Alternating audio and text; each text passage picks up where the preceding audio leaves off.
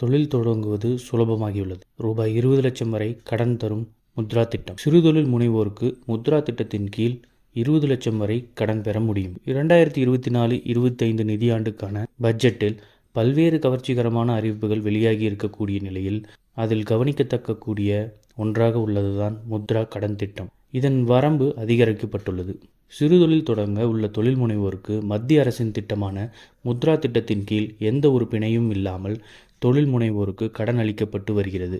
அதிகபட்சமாக இந்த திட்டத்தின் கீழ் 10 லட்சம் வரை கடன்கள் வழங்கப்பட்டு வந்த நிலையில் இந்த பட்ஜெட் அறிவிற்கு பிறகு அதிகபட்சமாக 20 லட்சம் வரை கடன் வழங்கப்படும் என தெரிவிக்கப்பட்டுள்ளது. சிறு குறு தொழில்களுக்கு பிணை இல்லாமல் கடன் உதவி வழங்குவதற்கான மத்திய அரசு கடந்த 2015ஆம் ஆண்டு ஏப்ரல் மாதம் முத்ரா யோஜனா திட்டத்தை கொண்டு வந்தது. தொழில் தொடங்குவதற்கான திட்ட அறிக்கை, விலைப்புள்ளி உள்ளிட்ட அனைத்து விவரங்களும் இருக்கும் பட்சத்தில் பிணையம் இல்லாமல் இந்த திட்டத்தின் கீழ் 3 பிரிவுகளின் கீழ் கடன் வழங்கப்படுகிறது.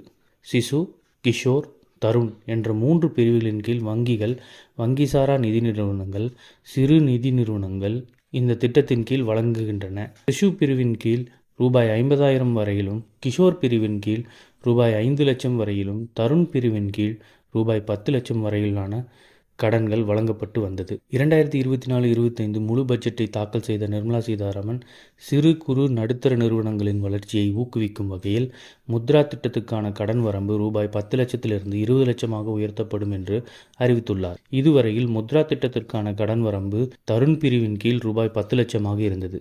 இந்நிலையில் தற்போது 20 லட்சமாக உயர்த்தப்படுவதாக அறிவிக்கப்பட்டுள்ளது. ஏற்கனவே முத்ரா திட்டத்தின் கீழ் கடன் வாங்கி அதை முறையாக திருப்பி செலுத்தியவர்களுக்கு இந்த அறிவிப்பு பொருந்தும் என்றும் தெரிவிக்கப்பட்டுள்ளது. இந்த அறிவிப்பு காரணமாக தொழில் முனைவோர்கள் மகிழ்ச்சி அடைந்துள்ளனர். இது போன்ற செய்திகளை உடனுக்குடன் தெரிந்து கொள்ள நம்ம சேனலை சப்ஸ்கிரைப் பண்ணிக்கோங்க. பெல் நோட்டிஃபிகேஷன் பிரஸ் பண்ணிக்கோங்க. நன்றி, வணக்கம்.